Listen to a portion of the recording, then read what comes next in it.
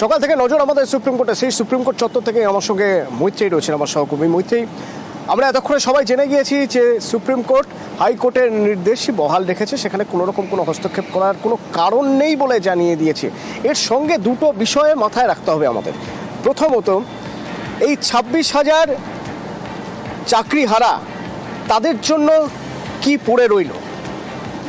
2 নম্বর, এই 26,000 শিক্ষক এবং শিক্ষাকর্মীদের যদি বাদ দেওয়া হয় সিস্টেম থেকে, তাহলে সিস্টেমে একটা প্রভাব পড়বে, পড়ানো থেকে শুরু করে খাতা দেখা শুরু থেকে শুরু করে। তো সেখানে দ্রুত নিয়োগ দরকার, সেই নিয়োগের ব্যাপারে কোন সংস্থান থেকে গেল মৈত্রী? দেখো, সুপ্রিম কোর্টের তরফ থেকে কিন্তু দুটো বিষয় কিন্তু উল্লেখ করা হয়েছে। একেবারেই তুমি যেটা বললে যে 26,000 চাকরি বাতিল হলে তার একটা বড় সড়ো প্রভাব সিস্টেমের ওপর পড়বে, শিক্ষা ব্যবস্থার ওপর পড়বে, এবং সেই কথা কিন্তু যখন শুনানি চলছিল সেই সময় রাজ্যের তরফ থেকেও সর্বোচ্চ আদালতকে জানানো হয়েছিল যে যদি এত সংখ্যক শিক্ষক এবং শিক্ষাকর্মীর চাকরি খারিজ হয়ে যায় তাহলে তার একটা বড় সড়ো প্রভাব রাজ্যের শিক্ষা ব্যবস্থার ওপর পড়বে। সেই জায়গায় দাঁড়িয়ে কিন্তু প্রধান বিচারপতির বেঞ্চ এদিন কিছু মডিফিকেশন তারা দিয়েছেন। কি কি মডিফিকেশনের কথা তারা উল্লেখ করেছেন? প্রথমেই তারা কিছুটা হলেও স্বস্তি পাচ্ছেন এই রায়ের পরে যারা আগে কোনো সরকারি চাকরি করতেন, অর্থাৎ যারা অন্য কোনো সরকারি চাকরি করতেন এবং সেখান থেকে এসে এই চাকরিতে ঢুকেছিলেন, এরকম 400রও বেশি শিক্ষক শিক্ষাকর্মী রয়েছেন, তাদেরকে তারা তাদের পূর্বতন ডিপার্টমেন্টে তারা ফিরে যেতে পারবেন, সেই সুযোগ তাদের রয়েছে এবং সেক্ষেত্রে দাঁড়িয়ে তাদের কোনো সার্ভিস ব্রেক হবে না। এর পাশাপাশি যারা এবং 3 মাসের মধ্যে নিয়োগ প্রক্রিয়া, স্বচ্ছ নিয়োগ প্রক্রিয়া সম্পন্ন করতে হবে, তেমনটাও কিন্তু প্রধান বিচারপতির বেঞ্চ জানিয়েছে এবং সেক্ষেত্রে দাঁড়িয়ে একটি কমিটি গঠনের কথা প্রধান বিচারপতির বেঞ্চ বলে দিয়েছে। কিছুটা এজ রিল্যাক্সেশনের কথাও তারা উল্লেখ করেছেন। তার কারণ বয়সজনিত সমস্যা কিন্তু একটা বড় চিন্তার জায়গা ছিল এই সমস্ত চাকরি প্রার্থীদের। তার কারণ তারা পরিষ্কারভাবে বলেছিলেন যে যদি তাদের চাকরি বাতিল হয়ে যায় এবং নতুন করে নিয়োগ প্রক্রিয়া শুরু হয় বা নতুন করে প্যানেল তৈরি করা হয়, তাহলে তাদের এজ লিমিট ইতিমধ্যেই পেরিয়ে গিয়েছে সরকারি চাকরিতে যোগ দেওয়ার, অনেকেই তাদের সেই বয়সসীমা অতিক্রান্ত হয়ে গিয়েছে, ফলে তারা কিভাবে চাকরি পাবেন। ফলে সেখানে দাঁড়িয়েও কিছুটা এজ রিল্যাক্সেশনের কথা প্রধান বিচারপতি এদিন বলেছেন। যারা আনটেন্টেড ক্যান্ডিডেট রয়েছেন তাদের জন্য কিছুটা এজ রিল্যাক্সেশন দেওয়ার কথা প্রধান বিচারপতি জানিয়েছেন এবং এই এজ রিল্যাক্সেশন দেওয়ার কথা কিন্তু বিশেষভাবে সক্ষম যারা রয়েছেন, যে সমস্ত ক্যান্ডিডেটরা রয়েছেন তাদের জন্য রিল্যাক্সেশনের ব্যাপারে কলকাতা হাইকোর্ট থেকে এক আইনজীবী কি বলেছেন একবার শুনবো। মৈত্রী, সঙ্গে থাকুন। যাদের বয়স উত্তীর্ণ হয়ে গেছে, যাদের আর সিলেকশন প্রসেসে বসার বয়স নেই, তাদেরকে সুপ্রিম কোর্ট বলল তাদের সেক্ষেত্রে বয়সে রিল্যাক্সেশন পাবে এবং এই যে ভ্যাকেন্সি, এই যে পুরো নিয়োগ প্রক্রিয়া বাতিল হওয়ার পরে যে ভ্যাকেন্সিগুলো তৈরি হলো, সেই ভ্যাকেন্সিগুলো ফিল আপ করার ক্ষেত্রে তারাও সুযোগ পাবে তাদের বয়সের ঊর্ধ্বসীমা পার করে গেলেও। কিন্তু মাথার উপর তো বাজ পড়েছে একরকম, কি করবেন একেবারে হতভম্ব হয়ে গেছেন। যারা যোগ্য কান্নায় ভেঙে পড়েছেন, কাঁদছেন, তারা তো জানেন, অন্তত তারা জানেন যে তারা যোগ্যতা মাফিক তারা চাকরি পেয়েছেন, সেই চাকরি করছিলেন। একবার তাদের কথা শুনবো। এটা মানে আশা করিনি আমরা যে পুরো প্যানেল বাতিল হবে, কারণ আমরা যারা যোগ্যতা নিরীক্ষে চাকরি পেয়েছি আমরা মানি যে আমরা কোনো দুর্নীতিতে মানে আপোষ করিনি, কাউকে টাকা পর্যন্ত দিইনি।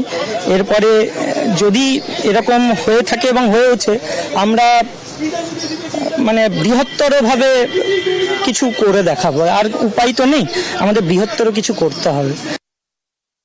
এটা আমাদের কাছে চূড়ান্তভাবে আনএক্সপেক্টেড, এটা আমরা কখনো কল্পনা করিনি যে দোষ না করেও এইভাবে আমাদেরকে শাস্তি পেতে হবে। কিন্তু এরপরে আপনারা এবার কি করবেন বুঝতে পারছি না, এই মুহূর্তে বুঝতে পারছি না কি করবো আমরা সেটাই তো ভেবে পাচ্ছি না যে আমরা কোনো অন্যায় করলাম না, তারপরে আমাদের কেন নিতে হবে। আমাদের এই অ্যালিগেশনস নেই, আমি কি বলবো বলুন, আমি তো বলতে পারছি না। আমরা কত আমাদের সবকিছু ডকুমেন্ট দেওয়া, ওএমআর দেওয়া, আপনি রাতারাতি আমার পুরো পৃথিবীটা কেড়ে নিল। আমরা কি করবো, কোথায় যাবো জানি না, আমি সত্যি বলতে চাই। কি পরীক্ষা? আমার এমন অনেক সহকর্মী রয়েছে যাদের অনেক লোন রয়েছে, যাদের ছোট ছোট বাচ্চা রয়েছে, যারা আজকে পথে বসে গেল। আবার আরেক দলের কাছে এটা সম্মান আদায় করাও। আজকে আমি একজন পিএইচডি হোল্ডার, এমফিল পিএইচডি করা রামকৃষ্ণ মিশনের ছাত্র। আজকে আমার সম্মানটা কোথায় গেল? আজকে আমি আমার পাড়ায় ঢুকতে পারবো না, সবাই বলবে দেখো চোর এসছে। আমি তো, আমার কাছে চাকরি বাঁচানোটা কিন্তু সম্মান আদায়ের একটা লড়াই ছিল, সেই সম্মানটা আমি আজকে আদায় করতে পারলাম না। আমরা এবং আমার বন্ধুরা, আমার সহযোদ্ধারা সবাই আজকে সম্মান হারালাম। সিবিআই ইনভেস্টিগেশন করেছে, হ্যাশ ভ্যালু ম্যাচ করে গেছে, তারা পরিষ্কার বলে দিয়েছে যে আমরা হ্যাশ ভ্যালু সেট 1 এবং সেট 2 সঙ্গে মিলিয়ে দেখেছি। তাহলে এত কিছু সমস্ত কিছু তথ্য প্রমাণ কোর্টের কাছে ছিল, কোর্ট ন্যায় বিচার দিতে পারত। এবং আমরা যেটা জানতাম ভারতীয় বিচার ব্যবস্থায় হাজার অপরাধীর শাস্তি যদি মুকুব হয়ে গেল, একজন নিরপরাধীর যেন শাস্তি না হয়, আজকে কিন্তু সেটা ভুল প্রমাণ হয়ে গেল। উইথ ডিউ রেসপেক্ট, দায় কার আমরা জানি না।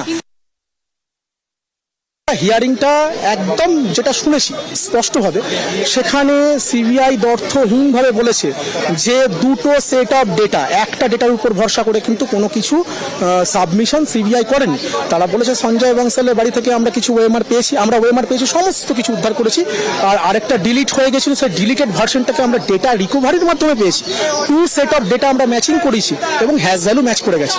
তাহলে এইরকম একটা ব্যাপকভাবে তদন্তের পর সেন্ট্রালের একটা অথরিটি যে ইনভেস্টিগেশনটা করেছে, এটা কিন্তু রাজ্যের কোনো অথরিটি নয়, এটা সেন্ট্রালের অথরিটি। তাহলে তার তদন্তের খামতি থাকবেই বা কেন? তাহলে তো ভবিষ্যতে সিবিআই তদন্তের উপর ভিত্তি করে কোনো রায় আর হবে না। সিবিআই যদি বলে যে দুর্নীতিগ্রস্ত, না সিবিআই তথ্যকে মানি না বলেও তো চলে যেতে পারে। তাহলে আমি সিবিআইয়ের উপর যদি ভরসা রাখতে না পারি, তাহলে আমি কার উপর ভরসা রাখবো? কোনো দুর্নীতির সাথে আমরা কোনোভাবেই জড়িত নেই। সিবিআই যে তালিকা জমা দিয়েছে সেখানে আমাদের কারোর নাম নেই। আমাদের ওএমআর শিটের কপি আমাদের আছে। আমরা জানি না, আমার হয়তো সুসাইড করতে হবে। আমার ছোট 3 বছরের বাচ্চা আছে, আমার পরিবার আছে। সম্মানটুকু চলে গেল। 2016 সালের প্যানেলের সবাই তাহলে ব্যাকডোরে চাকরি পেয়েছেন। পাড়ায় তো তাই বলা বলি করবে, আত্মীয় স্বজন তাই বলা বলি করবে, সম্মানটা চলে গেল। আর কি গেল? সেই 2016 প্যানেল, এটা 2025। মৈত্রী রয়েছে সরাসরি আমার সঙ্গে। মৈত্রী, সুদ সমেত মাইনে ফেরত দিতে হবে, কাদের দিতে হবে?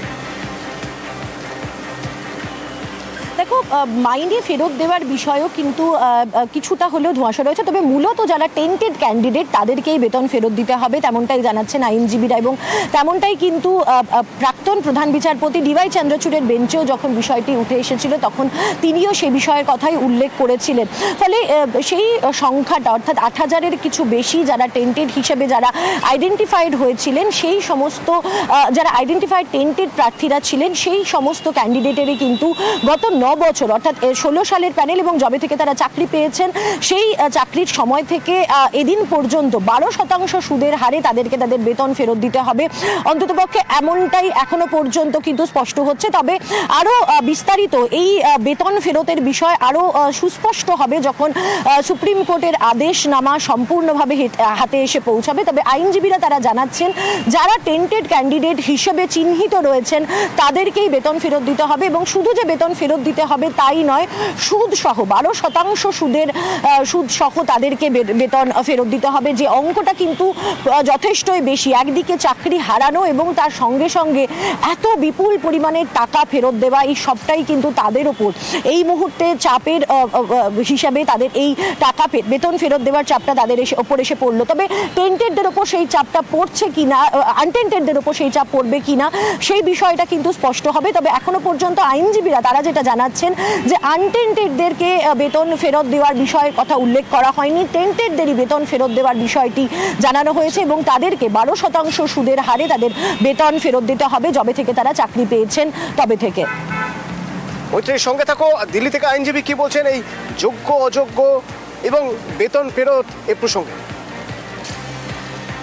মানে there is a definite distinction between the two, untainted or tainted, এবং ডাইরেকশনও দেওয়া হয়েছে that in the entire process যেটা ইনকোয়ারি কমিটি হবে, ইনকোয়ারি যেটা বসানো হবে, সেই inquiry committee has to look into this aspect also, যে কারা আনটেন্টেড রয়েছে কারা টেন্টেড রয়েছে। না, সেই কমিটির বিষয়ে কোনো স্পেসিফিকলি বলা হয়নি, ওরালি কিছু বলা হয়নি। বলেছে যে ইনকোয়ারি একটা করতে হবে যে which will be completed within 3 months।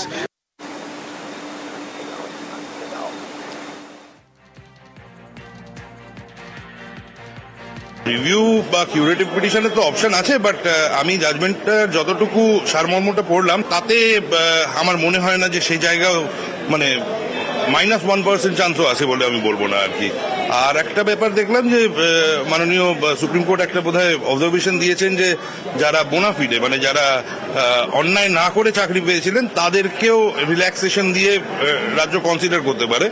তো এখন সেই জায়গাটা নিয়েও আবার দেখা যাক মানে কি এক্সারসাইজ করে, কারণ একটা তো 2 মাস না 3 মাস বোধহয় বেঁধে দেওয়া হয়েছে যার মধ্যে এই রিক্রুটমেন্ট প্রসেসটাকে কমপ্লিট করতে বলা হয়েছে।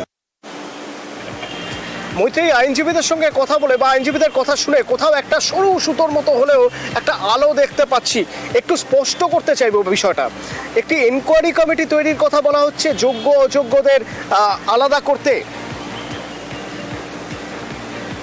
দেখো, অ্যাডভোকেট অন রেকর্ডের সঙ্গে আমরা কথা বলেছিলাম আদিল আহমেদ, যার বক্তব্য কিছুক্ষণ আগে আমাদের দর্শকরাও শুনলেন। তিনি যেটা জানাচ্ছেন যে একটি এনকোয়ারি কমিটির কথা বলা হয়েছে এবং এই এনকোয়ারি কমিটি এবং কিছু রিল্যাক্সেশনের কথা বা কিছু মডিফিকেশনের কথা, যেটা হাইকোর্টের ডিভিশন বেঞ্চের যে রায় ছিল তার সঙ্গে কিছু মডিফিকেশনের কথা বলা হয়েছে এবং সেখানে একটি এনকোয়ারি কমিটি তাকে 3 মাসের মধ্যে কাজ শেষ করতে হবে এবং নিয়োগ প্রক্রিয়া সম্পন্ন করতে হবে এমন বিষয়ের কথা তিনি উল্লেখ করেছেন। কিন্তু এই এনকোয়ারি কমিটি কাদের অধীনে থাকবে বা এই এনকোয়ারি কমিটি কারা ফর্ম করবেন, তাদের এই এনকোয়ারি কমিটির উপর কাদের নজরদারি থাকবে এবং এই এনকোয়ারি কমিটির কি কাজ হবে, টেন্টেড এবং আনটেন্টেডদেরকে কিভাবে তারা আলাদা করবেন বা নতুন নিয়োগের ক্ষেত্রেই বা কি কি ব্যবস্থাপনা হবে, নতুন নিয়োগের ক্ষেত্রে এই যারা আনটেন্টেড রয়েছেন তাদের ক্ষেত্রে এজ রিল্যাক্সেশনের কথা আজকে প্রধান বিচারপতি উল্লেখ করেছেন অর্ডার দেওয়ার সময়। কিন্তু বিস্তারিত রিপোর্টে আর কি কি মডিফিকেশন বা আর কি কি রিল্যাক্সেশন আনটেন্টেডদের জন্য দেওয়া হচ্ছে সেই বিষয়টিও কিন্তু খুব সুস্পষ্টভাবে বলা থাকবে, তেমনটাই কিন্তু জানাচ্ছেন আইনজীবীরা আমাদের। তবে এই কমিটি তারা গোটা বিষয়টি যে দেখবে সেই ইঙ্গিত তারা দিয়েছেন। ফলে কোথাও একটা গিয়ে খুব সরু সুতোর মতো হলেও, একদমই তুমি ঠিকই বলেছো, কিছুটা হলেও কিন্তু আশার আলো রয়েছে এবং সেই কারণেই যারা এখানে উপস্থিত ছিলেন, যে সমস্ত চাকরি প্রার্থীরা বা চাকরি যারা করছেন, যারা নিজেদেরকে আনটেন্টেড বলে দাবি করছেন, তারাও সেই খুব সামান্য আশাতেই কিন্তু তারা বুক বেঁধে আছেন যে তারা আশা করছেন যে যদি 3 মাসের মধ্যে চাকরি দেওয়ার ব্যবস্থা হয় এবং সেক্ষেত্রে যদি তাদের কিছু রিল্যাক্সেশন দেওয়া হয় তাহলে তারা আশাবাদী যে তারা আবার চাকরি পেতে পারেন এবং সেক্ষেত্রে দাঁড়িয়ে এই দুপক্ষে দুই যে চাকরি, অর্থাৎ চাকরি যাওয়া এবং নতুন চাকরি পাওয়া, তার মধ্যেও যে কোনো গ্যাপের কথা, অর্থাৎ যে সার্ভিস ব্রেক যাতে না হয় সেই বিষয়টিরও কথা উল্লেখ করেছিলেন আজকে প্রধান বিচারপতি। ফলে সেই বিষয়টিও কিন্তু তাদেরকে কিছুটা হলেও এই যে পুরো প্যানেলই যে বাতিল করার কথা বলা হলো নির্দেশে, এই পুরো প্যানেল বাতিল কিসের পর্যবেক্ষণে জানিয়েছেন আইনজীবী, শুনুন। বাগ কমিটির রিপোর্ট, সিবিআই এর রিপোর্ট একেবারে দিক নির্দেশ করেছে কিভাবে দুর্নীতি হয়েছে। ফলে বাগ কমিটির রিপোর্ট, সিবিআই এর রিপোর্ট আসার পরেও এসএসসি বোর্ড এবং সরকারকে সুযোগ দিয়েছিল, শুধু কলকাতা হাইকোর্ট নয়, সুপ্রিম কোর্টও ইভেন সেই সুযোগ দিয়েছিল। সুপ্রিম কোর্টের সামনে তাদের রিটেন সাবমিশন যদি দেখেন, 3টে আর্টিকেল 12 অথরিটির, সরকার, বোর্ড এবং এসএসসি, 3 জনের 3 রকম তথ্য। একজন বলছে 5485, একজন বলছে 5189, একজন বলছে 4327। এসএসসি এবং মধ্যশিক্ষা পর্ষদের যদি তথ্যটা মিলে যেত তাহলে কি একটা অযোগ্য বাছাই করা, চিহ্নিত করা যেত? অবভিয়াসলি, যদি দেখুন 3টে জিনিস হলে এটা সম্ভব হতো। এক, যদি মিরর ইমেজ রাখতো। দ্বিতীয় হচ্ছে যারা যদি সঠিক তথ্য দিত এবং নিয়ম মেনে যারা যদি নিয়োগ করতো। নিয়ম মেনে নিয়োগ করলে তো এটা বাতিলই হতো না।